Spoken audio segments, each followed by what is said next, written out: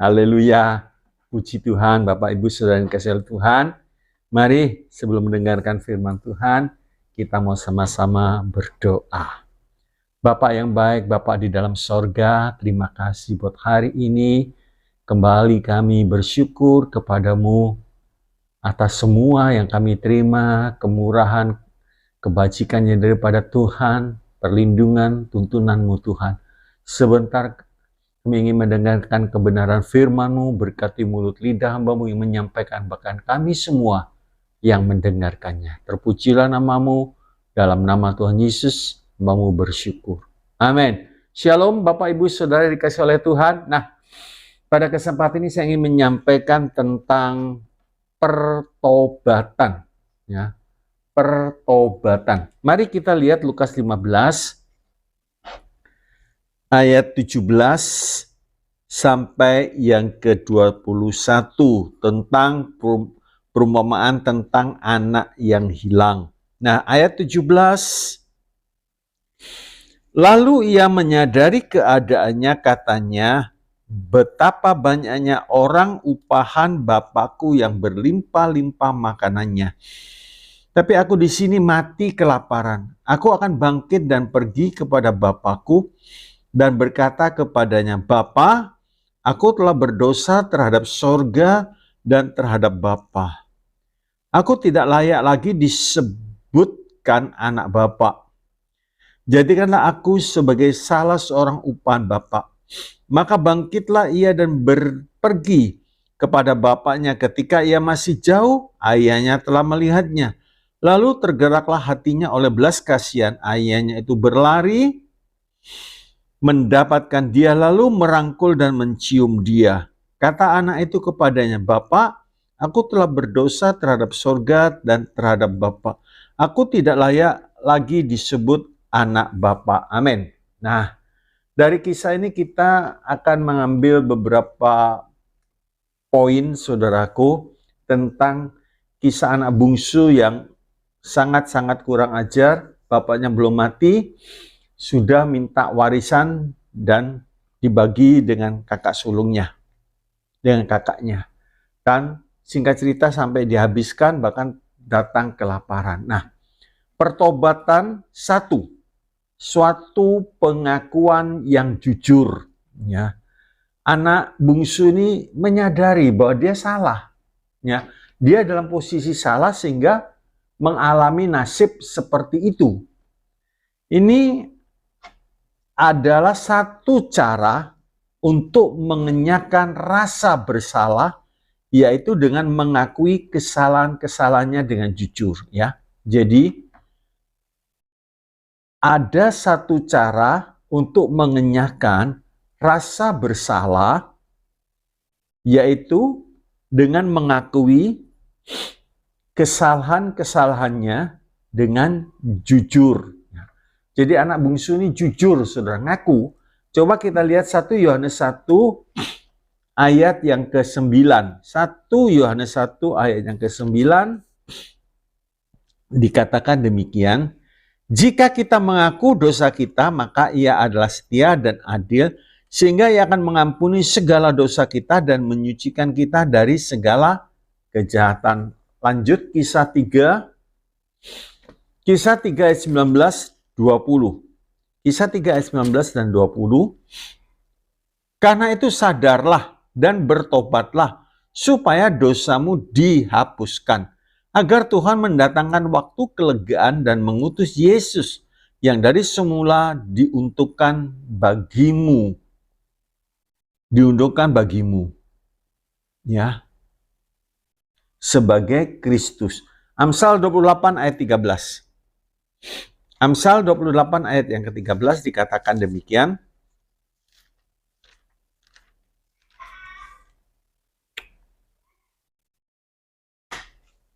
Siapa menyembunyikan pelanggarannya tidak akan beruntung. Tetapi siapa mengakuinya dan meninggalkannya akan disayanginya. Nah, jadi jelas di dalam 1 Yohanes 1, kisah 3, 19, 20, dan Amsal 28 ayat 13. Orang yang menolak mengakui kesalahannya adalah orang yang belum bertobat. Ya. adalah orang yang belum bertobat. Anak bungsu ini karena sikon, karena keadaan seperti itu, sadar. Jadi kesesakan himpitan, kita bisa melihat ada maksud Allah di balik itu. Supaya anak bungsu ini tidak tersesat lebih jauh lagi. Kalau seandainya semua serba mapan, anak bungsu nggak mungkin dia kembali. Justru terjepit, ada satu pengakuan. Ya, mengakui kesalahannya dengan jujur. Nah, jadi orang yang menolak mengakui kesalahannya adalah orang yang belum bertobat. Ya, orang seperti ini berpikir bahwa apa yang dilakukan itu tidak terlalu buruk atau jelek. Ia berpikir yang lebih buruk darinya masih banyak. Nah, ini membandingkan itu kesalahannya seperti ini, itu kesalahan seperti ini. Saya kan kesalahan cuma sekian, dia sekian. Nah, mulai membandingkan dengan kesalahan orang lain, dan dia berkata, kesalahan saya kan nggak seberapa besar, masa Tuhan menghukum seperti ini, dan seterusnya.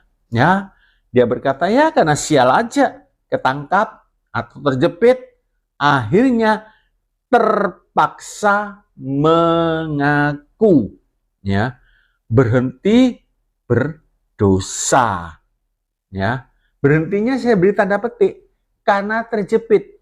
Anak bungsu ini bisa begitu, saudaraku. Dia berhenti, ya, aku kembali kepada Bapak. Nanti kalau sudah dapat uang lagi, pergi lagi. Bisa.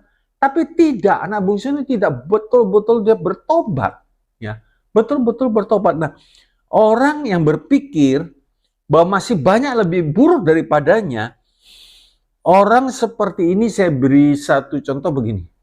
Orang ini naik kendaraan, saudaraku, ada di simpang 4 ada lampu merah. Karena merah, ya terpaksa berhenti. Tapi begitu kuning, siap-siap hijau, jalan lagi. Nah, kalau dia berhenti, kok teduh, kok reda.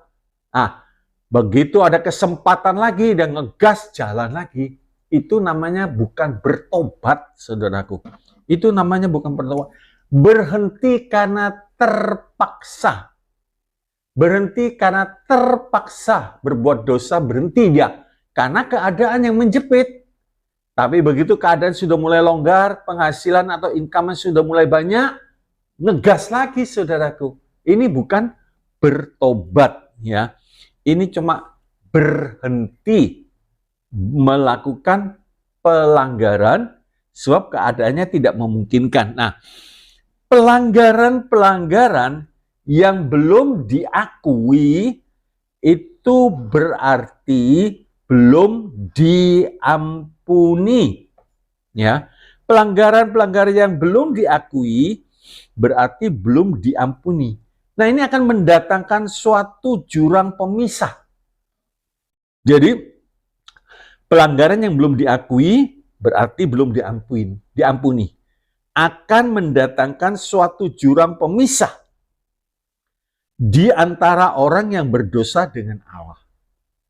Yang rugi siapa? Allah dekat, tapi karena ada dosa mulai jauh. Ada jurang pemisah. Yesaya 59 ayat yang kedua dikatakan demikian. Tetapi yang merupakan pemisah antara kamu dan Allahmu ialah segala kejahatanmu, dan yang membuat dia menyembunyikan diri terhadap kamu sehingga ia tidak mendengar ialah segala dosamu. Yesaya 1 ayat 15.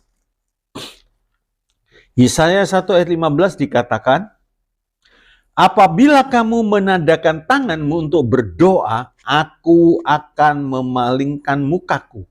Bahkan sekalipun kamu berkali-kali berdoa, aku tidak akan mendengarkannya, sebab tanganmu penuh dengan darah. Lagi, Ulangan 31 ayat 17 dan 18. Ulangan 31 ayat 17 dan 18. Dikatakan demikian, pada waktu itu murkaku akan bernyala-nyala terhadap mereka. Aku akan meninggalkan mereka dan menyembunyikan wajahku terhadap mereka, sehingga mereka termakan habis dan banyak kali ditimpa malapetaka serta kesusahan. Maka pada waktu itu mereka akan berkata, bukankah malapetaka ini itu menimpa kita oleh sebab Allah kita tidak ada di tengah-tengah kita. 18, tetapi aku akan menyembunyikan wajahku sama sekali pada waktu itu, karena segala kejahatan yang telah dilakukan mereka, yakni mereka telah berpaling kepada Allah lain. Jadi pelanggaran yang belum diakui berarti belum diampuni. Nah, orang akan mendatangkan, jadi belum dia mampu, akan mendatangkan suatu jurang pemisah di antara orang yang berdosa dengan Allah. Rugi, saudara. Jadi seperti anak bungsu ini, dia kembali, dia mengaku kepada Bapak, mendapat pelukan, mendapat kasih sayang, mendapat jubah, diakui lagi, dibuatkan pesta. Ya. Jadi jelas dikatakan tadi di Amsal 28 ayat 13, menyembunyikan pelanggaran tidak akan beruntung. Tetapi siapa mengakuinya dan meninggalkan akan disayangi. Nah, jadi orang yang mengaku meninggalkan disayangi. Betul, saudara. Si anak bungsu ini disayang sama bapaknya. Dia kata, ini mati, sekarang hidup. Jadi dapat belas kasihan, dapat kasih sayang daripada bapaknya. Ya, dia tinggalkan. Nah, contoh orang yang tidak mau mengakui itu dalam peristiwa anak-anak Yakub. Ya. Anak Yakub menipu bapaknya. Bapak, ini jubah siapa? Jubahnya Yusuf. Wah, pasti anakku diterkam binatang buas. Padahal saudara-saudari Yusuf tahu bahwa Yusuf tidak diterkam oleh binatang buas, tetapi dimasukkan di dalam sumur, ya, di dalam sumur. Nah, maka rasa bersalah itu terus mengejar si saudara-saudara Yusuf. Rasa bersalah mengejar karena nggak dibereskan. Dia sedang merugikan bapaknya, ya. Dia membuat susah bapaknya. Dia membuat sedih banget bapaknya sekitar 22 tahun, saudaraku. Bayangkan, begitu lama rasa bersalah ini nggak lepas. Dia dihantui, ya. Manusia bisa dikelabui, tapi Tuhan lihat kesalahannya dengan persis, ya. Yang kedua, terima pendisiplinan, ya. Pertobatan yang betul ditunjukkan ketika ada penyesalan mendalam karena melukai hati Tuhan dan mempermalukan tubuh Kristus. Sebenarnya anak bungsu ini sadar, nggak layak lagi disebut sebagai anak bapak, nggak layak. Ya. Dia artinya dengan kata lain, aku terima pendisiplinan, aku terima diperkerjakan sebagai buruh, sebagai karyawan bapak, aku terima. Tapi belas kasihan sang bapak itu melebihi apa yang dipikirkan oleh si anak bungsu. Bukannya didisiplinkan, memang betul dia sudah tidak dapat apa-apa karena itu sudah menjadi milik sang kakak. Ya. Nah, pertobatan yang betul itu ditunjukkan ketika ada penyesalan mendalam karena melukai hati Tuhan dan mempermalukan tubuh Kristus. Ini adalah duka cita ilahi yang mendatangkan kehidupan. Ya, jadi ada penyesalan, saudaraku, terima pendisiplinan, dia mau, ya, mengalami duka cita yang mendatangkan kehidupan. Tapi duka cita dunia mendatangkan maut. 2 Korintus 7 ayat 9 sampai 11. 2 Korintus 7, 9 sampai 11. Namun, sekarang aku, 2 Korintus 7, 9, sampai 11 ya. Namun sekarang aku bersukacita bukan karena kamu telah berdukacita, melainkan karena duka citamu membuat kamu bertobat. Sebab duka citamu itu adalah menurut kehendak Allah. Sehingga kamu sedikit pun tidak dirugikan oleh karena kami. 10. Sebab duka cita menurut kehendak Allah menghasilkan pertobatan yang membawa keselamatan dan yang tidak akan disesalkan. Tetapi duka cita yang dari dunia ini menghasilkan kematian. Sebab, perhatikanlah, tetapi justru duka cita yang menurut kehendak Allah itu mengerjakan pada kamu kesungguhan yang besar, bahkan pembelaan diri. Kejengkelan, ketakutan, kerinduan, kegiatan, penghukuman di dalam semuanya itu kamu telah membuktikan bahwa kamu tidak bersalah di dalam perkara itu. Nah, duka cita dunia itu berasal dari kedagingan. Ya, hanya menyesal karena ia kehilangan posisi, kehilangan rasa hormat, saudaraku. Atau hal lain yang ia nilai itu merugikan. Jadi ini duka cita berasal dari kedagingan. Jadi dia merasa menyesal karena ia kehilangan posisi. Mungkin dia sebagai pemimpin didisiplinkan, diturunkan dari jabatannya. Ya orang mau tidak mau melihat, loh kenapa nggak jadi pemimpin lagi? Mungkin dia seorang gembala, loh kenapa nggak jadi gembala lagi? Jadi ada rasa penyesalan karena hilang rasa hormat orang-orang terhadap dia dan merugikan saudaraku.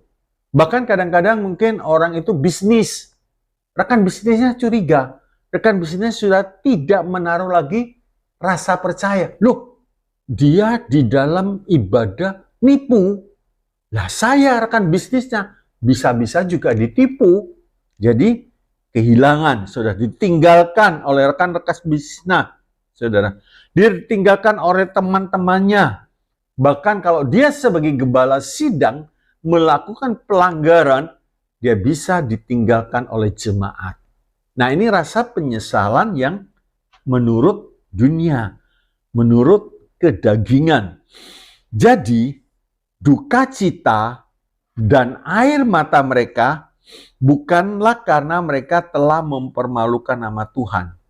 Jadi, saudaraku, duka cita mereka dan air mata yang mereka keluarkan itu bukan karena mereka telah mempermalukan nama Tuhan dan mendatangkan celah kepada gereja, tetapi karena mereka sendiri mendapat malu, ya, mendapat malu dan diturunkan dari posisinya, kedudukannya yang tinggi.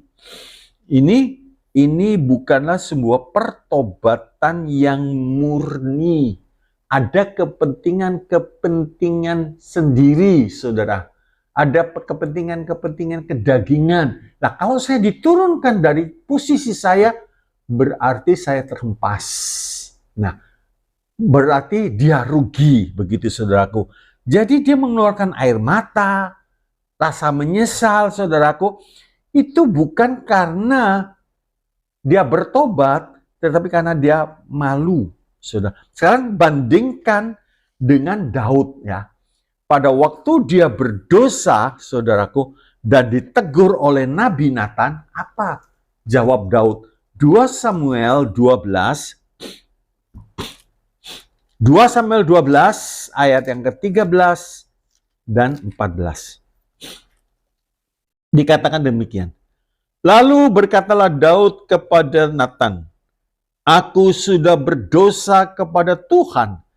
Dan Nathan berkata kepada Daud, "Tuhan telah menjauhkan dosamu itu, engkau tidak akan mati. Walaupun demikian, karena engkau dengan perbuatan ini telah sangat menista Tuhan, pastilah anak yang lahir bagimu itu akan mati." Nah, saudaraku, kita melihat di dalam 2 Samuel 12, 13, 14, Nathan mengatakan, oke, kesalahanmu diampuni, tapi ajaran Tuhan, pendisiplinan dari Tuhan tetap jalan. Kalau pengampunan bisa terjadi secara langsung, ya sudah. Tuhan ampuni, karena ada pengakuan. Dari Daud, aku berdosa. Nathan bilang, oke, itu semua dijauhkan. Tetapi anak yang dilahirkan tetap mati. Kita melihat Mazmur 51, ayat yang pertama sampai yang kelima. Mazmur 51 ayat pertama sampai yang kelima. Untuk pemimpin biduan, Mazmur dari Daud. Ketika Nabi Nathan datang kepadanya setelah ia menghampiri Betsheba, kasihanilah aku ya Allah menurut kasih setiamu. Hapuskanlah pelanggaranku menurut rahmatmu yang besar. Bersihkanlah aku seluruhnya dari kesalahanku. Dan tahirkanlah aku dari dosaku. Sebab aku sendiri sadar akan pelanggaranku. Aku senantiasa bergumul dengan dosaku. Karena Daud menyembunyikan, tapi pada waktu Nabi Nathan menegur, dia bongkar semua. 12, Mazmur 51 ayat 12 dan 13. Jadikanlah hatiku tahir ya Allah, dan perbaharuilah batinku dengan roh yang teguh. Janganlah membuang aku dari hadapanmu, dan janganlah mengambil rohmu yang kudus daripadaku. Ini satu kerinduan Daud. Setelah dia ngaku, Tuhan ampuni. Jangan dibuang aku ya Tuhan. Jangan dibuang. Jangan ambil rohmu ya Tuhan. Jadi dia terima hukumannya, pengampunan langsung, saudaraku, didapat oleh Daud. Ya. Jadi ingat, Tuhan mengampuni dosa itu seketika, tapi ajaran, hukuman dari Tuhan berlanjut. Loh kok aneh? Iya. Daud ngerti banyak, dituntut banyak, saudaraku. Ya, ngerti banyak, tuntut banyak. 3.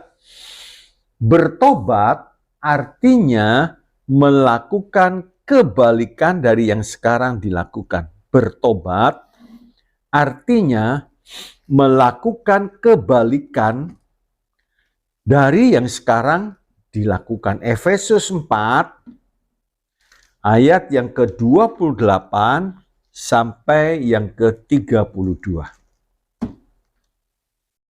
28, Efesus 4 ayat 28. Orang yang mencuri, janganlah ia mencuri lagi. Tetapi baiklah ia bekerja keras dan melakukan pekerjaan yang baik dengan tangannya sendiri, supaya ia dapat membagikan sesuatu kepada orang yang berkekurangan. Jadi sebelumnya dia mencuri. Stop. Kerja. Setelah itu jadi berkat. Dulu jadi laknat, sekarang jadi berkat. 29. Janganlah ada perkataan kotor keluar dari mulutmu, tetapi pakailah perkataan yang baik untuk membangun di mana perlu, supaya mereka yang mendengarnya beroleh kasih karunia. 30. Dan janganlah kamu mendukakan Roh Kudus Allah yang telah memeteraikan kamu menjelang hari penyelamatan. 31. Segala kepahitan, kegeraman, kemarahan, pertikaian, dan fitnah hendaklah dibuang dari antara kamu, demikian pula segala kejahatan. 32. Tetapi hendaklah kamu ramah seorang terhadap yang lain, penuh kasih mesra, dan saling mengampuni, sebagaimana Allah di dalam Kristus telah mengampuni kamu. Nah, orang yang bertobat sungguh-sungguh, maka dia akan mengeluarkan buah pertobatan. Ada buahnya, saudara. Mungkin dulu geram, mungkin dulu perkataannya selalu jorok gitu. Sekarang perkataannya penuh berkat. Itu namanya buah pertobatan. Dulu suka marah, sedikit marah, temperamennya keras. Sekarang jadi sabar. Dulu suka mencuri, dulu suka bohong, dan seterusnya. Tapi sekarang bertobat. Keluarkanlah buah yang berpadan dengan pertobatan. Matius 3 ayat yang ke-8. Dikatakan demikian, jadi hasilkanlah buah yang sesuai dengan pertobatan.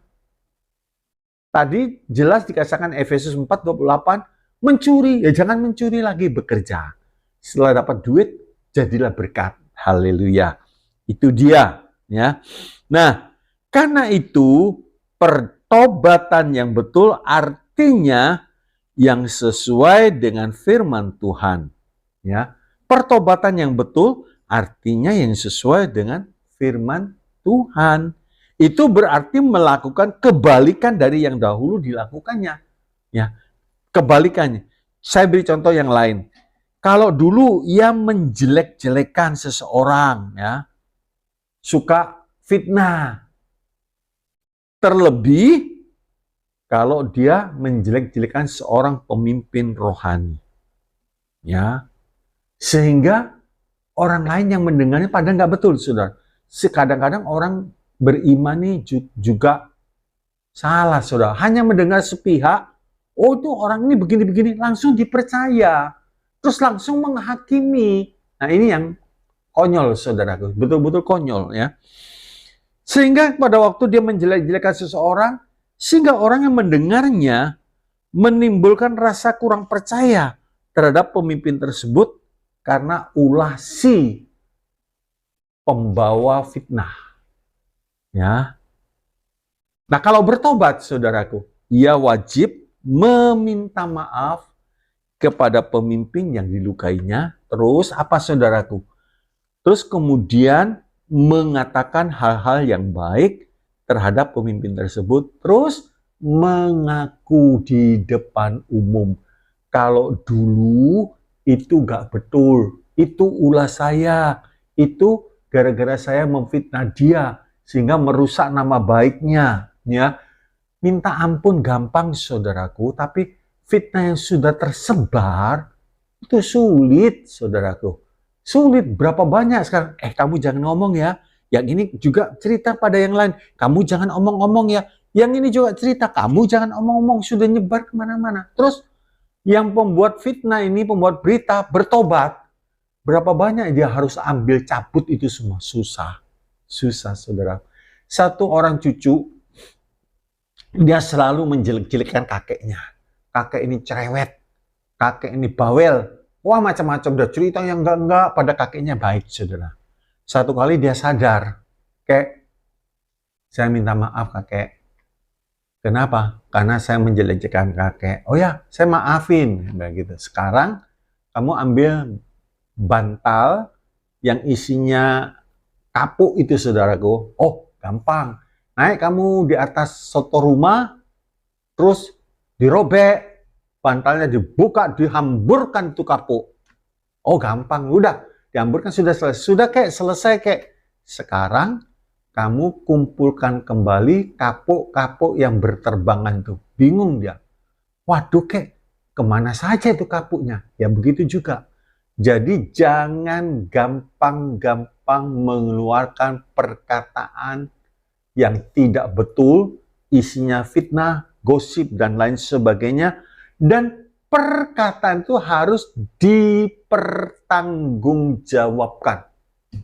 Dalam Matius 12:36 jelas, harus dipertanggungjawabkan. Perkataan yang sudah keluar.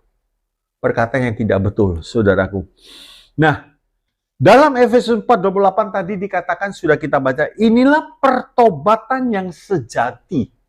Pertobatan yang murni, saudaraku. Kalau sebelumnya dia mencuri, sebetulnya dia suka bohong dan lain sebagainya, waktu bertobat dia berubah, apa yang dicuri dikembalikan.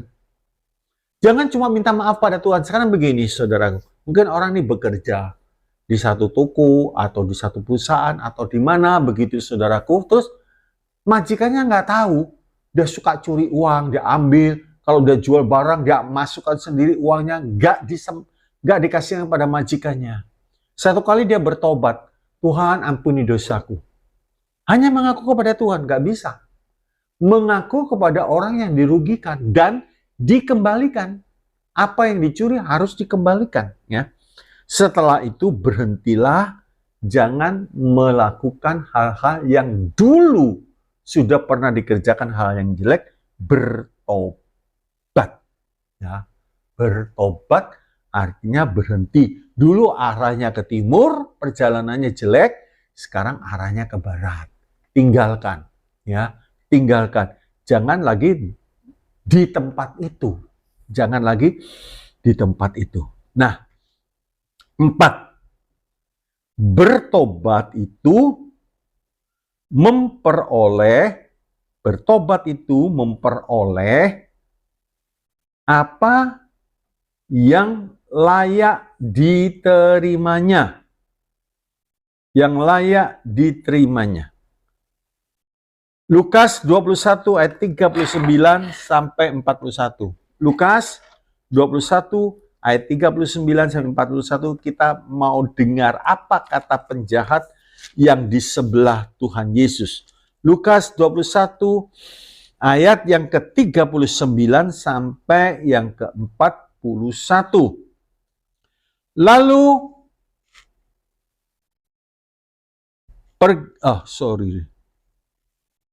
Lukas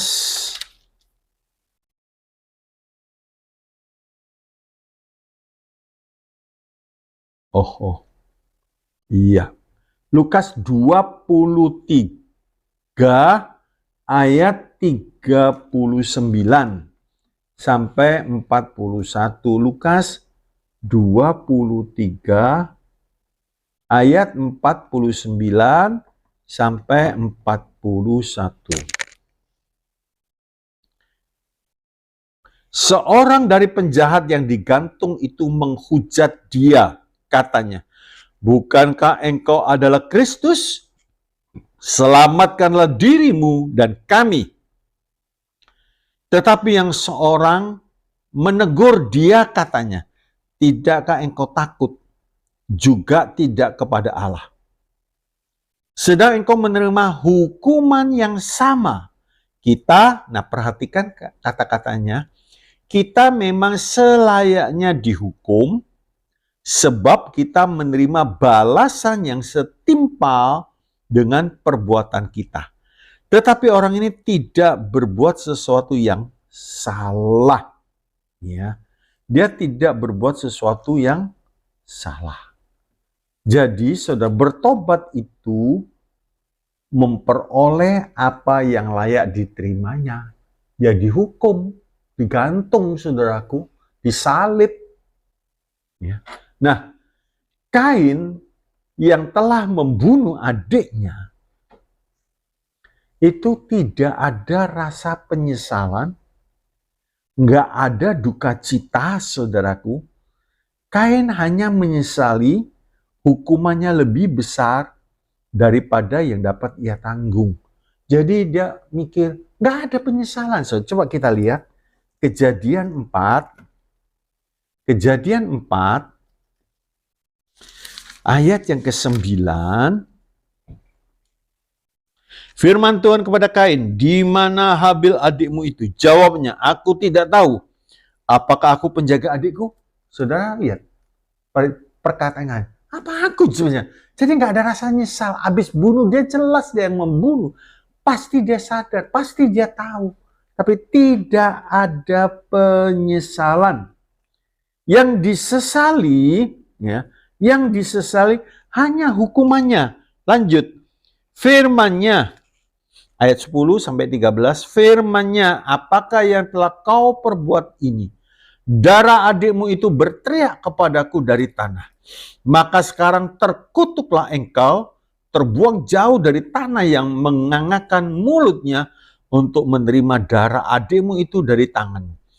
Apabila engkau mengusahakan tanah itu, maka tanah itu tidak akan memberikan hasil sepenuhnya lagi kepadamu. Engkau menjadi seorang pelarian dan pengembara di bumi." Kata Kain kepada Tuhan, "Hukumanku itu lebih besar daripada yang dapat kutanggung." Itu yang disesali. Kenapa sih Tuhan menghukum begitu berat? Kenapa sih? Sama, saudaraku, kalau seorang berbuat dosa dan dia tidak sadar bahwa pelanggarannya itu berat, Tuhan, masa Tuhan menghukum begini berat? Aduh, ya aku berdosa sih, aku berdosa, tapi jangan begitu. Jangan begitu, saudaraku. Saul, "Ya aku sudah berdosa kepada Tuhan, tapi hormatilah aku di hadapan rakyatku." Nah, dengan kata lain, ya jangan begitu. Aku sih menyesal, aku mau bertobat, tapi jangan begitu. Ini apa yang terjadi ini lebih berat. Bapak, Ibu, Saudara yang dikasihi oleh Tuhan, tanggapan seperti ini, saudaraku, sering diberikan oleh orang yang tidak bertobat. Ya, yang tidak bertobat. Jadi mungkin kita sebagai konsultan dalam bidang rohani, ya saya bertobat, tapi kenapa ya begini? Nah itu sudah nggak bertobat, saudara. Itu tidak bertobat. Sering orang yang tidak bertobat dengan sungguh-sungguh mengeluarkan perkataan seperti ini. Aku telah diperlakukan tidak adil. Hukumanku terlalu besar. Aku telah terperangkap. Jadi nggak adil. Masa salah begitu, pendisiplinannya seperti ini kok berat amat sih? Nah, itu namanya tidak bertobat. Masa aku hanya melakukan pelanggaran sekian? Terus hukumannya kok sekian menurut dia? Daud pada waktu melakukan pelanggaran, berbuat salah, berbuat dosa dengan Bathsheba, hukumannya hebat, saudara. Hebat, betul hebat. Ya, tapi Daud tidak menyesali hukumannya, dia mau betul-betul bertobat. Dan ditunjukkan pada waktu diberi seorang perempuan cantik untuk merawat Daud, namanya perempuan Sunem, Abisat, tapi dia tidak mau lagi melakukan pelanggaran Daud. Ini namanya betul-betul bertobat, saudara. Betul-betul bertobat. Nah, penjahat ini, saudaraku, yang di sebelah Tuhan Yesus, coba kita lihat satu persatu, saudara. Dalam Lukas 23, kembali kita akan melihat Lukas 23 ayat 41. Lukas 23 ayat 41 dikatakan demikian. Kita memang selayaknya dihukum, sebab kita menerima balasan yang setimpal dengan perbuatan kita. Tetapi orang ini tidak berbuat sesuatu yang salah. Jadi penjahat yang satunya ini berkata, kamu kok ngomong begitu? Kita ini setimpal, kita ini memang harus diperlakukan seperti itu. Tapi Yesus yang bisa, itu nggak ada dosa, nggak ada salah. Terus, nah Tuhan kan mendengar perkataan dua orang ini. Ayat 42, Lukas 23 ayat 42 dikatakan, lalu ia berkata, nah ini satu penyesalan dari penjahat itu, saudaraku. Lalu ia berkata, Yesus, ingatlah akan aku apabila engkau datang sebagai raja. Jadi setelah dia mengoreksi perkataan penjahat yang satunya, dia koreksi, terus dia sadar, terus dia ingat, Yesus ingat ya, waktu Tuhan kembali sebagai raja. Terus 43. Lukas 23 ayat 43, kata Yesus kepadanya, aku berkata kepadamu, sesungguhnya hari ini juga engkau ada bersama-sama dengan aku di dalam Firdaus. Bapak, Ibu sudah dikasih oleh Tuhan, penjahat sama-sama penjahat yang seharusnya masuk neraka, yang seharusnya dihukum dan dibuang ke neraka, tapi yang satu ini, detik-detik terakhir, dia lihat Yesus disiksa begitu luar biasa, tidak ada sepatah kata hujatan, tidak ada sepatah kata geram, marah, nggak ada. Terus dia berkata, dia nasihati yang satunya, kelihatannya yang satunya nggak mau terima, tetap sebegitu. Terus yang ngomong yang baik ini dia kata, Tuhan ingat ya Tuhan, nanti kalau Tuhan datang sebagai raja ingat. Terus jawaban Tuhan ini betul-betul satu kemurahan yang terlalu besar. Seharusnya di neraka pindah ke dalam kerajaan surga. Itu dia. Kita kalau bertobat sungguh-sungguh, pengampunan Tuhan besar. Jangan sampai terlambat. Ya. Jangan sampai terlambat. Selagi masih ada kesempatan, Tuhan, aku sudah berdosa kepada Tuhan dan kepada Bapa. Seperti anak bungsu. Untung dia gak mati kelaparan. Untung dia gak kena sakit terus mati. Dia sadar, dia bangkit, aku mau kembali. Nah, kita melihat saudaraku, ya, penjahat yang satunya menerima apa yang dikerjakannya. Jawaban dari Tuhan kepada penjahat yang bertobat itu sukacita untuk kekal. Yang satunya yang menghujat, yang menghina Tuhan, berada dalam neraka yang kekal, menderita untuk kekal. Coba bandingkan saudaraku. Ya. Kalau mungkin ada di antara kita yang mendengarkan, terus firman Tuhan menunjuk kamu orangnya. Kamu orangnya yang perlu bertobat. Kamu orangnya yang perlu bertobat. Jangan tunda. Jangan ya bermacam-macam alasan. Ya, bermacam-macam alasan, argumen, dan lain sebagainya. Gak perlu. Mata Tuhan ada di segala tempat, mengawasi orang yang baik, orang yang jahat. Tuhan melihat dengan betul. Nah, jadi yang perlu supaya mendapat pengampunan belas kasihan Tuhan adalah pengakuan yang jujur. Pengakuan yang jujur seperti penjahat itu, dia berkata kita layak memperoleh apa yang kita terima. Layak dia bilang, pantas kita menerima seperti. Artinya dia sadar saudaraku. Nah, kita melihat orang yang betul-betul bertobat, ya, orang yang betul-betul bertobat itu tidak membanding-bandingkan tentang dirinya dan orang lain. Itu betul bertobat. Ya, orang yang nggak bertobat itu urusan Tuhan. Sekarang si A dan si B sama-sama berdosa, ya, sama-sama melakukan pelanggaran begitu. Si A ini mulai membandingkan, loh aku salahnya nggak seberat si B. Kita nggak perlu seperti itu. Si A berdosa, urusan si A dengan Tuhan. Si B berdosa, urusan si B dengan Tuhan. Kita tidak perlu membandingkan. Dan itu jelas dikatakan oleh Tuhan dalam Lukas 13. Lukas 13 ayat 1 sampai yang ke-5. Lukas 13 ayat 1 sampai yang ke-5. Pada waktu itu datanglah kepada Yesus beberapa orang membawa kabar tentang orang-orang Galilea yang darahnya dicampurkan Pilatus dengan darah korban yang mereka persembahkan. Yesus menjawab mereka, sangkamu orang-orang Galilea ini lebih besar dosanya daripada dosa semua orang Galilea yang lain. Karena mereka mengalami nasib itu? Tidak. Dan Tuhan berkata, kataku kepadamu, tetapi jikalau kamu tidak bertobat, kamu semua akan binasa atas cara demikian. Atau sangkamu ke-18 orang yang mati ditimpa menara dekat Siloam lebih besar kesalahannya daripada kesalahan semua orang lain yang diam di Yerusalem? Tidak. Kataku kepadamu, tetapi jikalau kamu tidak bertobat, kamu semua akan binasa atas cara demikian. Jadi Tuhan memberikan teguran di sini. Jangan banding-bandingkan. Jangan banding-bandingkan, saudaraku. Ya, dosa si A, dosa dan si B. Ya, di sini kita melihat Yesus menyentuh sebuah kebutuhan yang sangat penting di dalam manusia.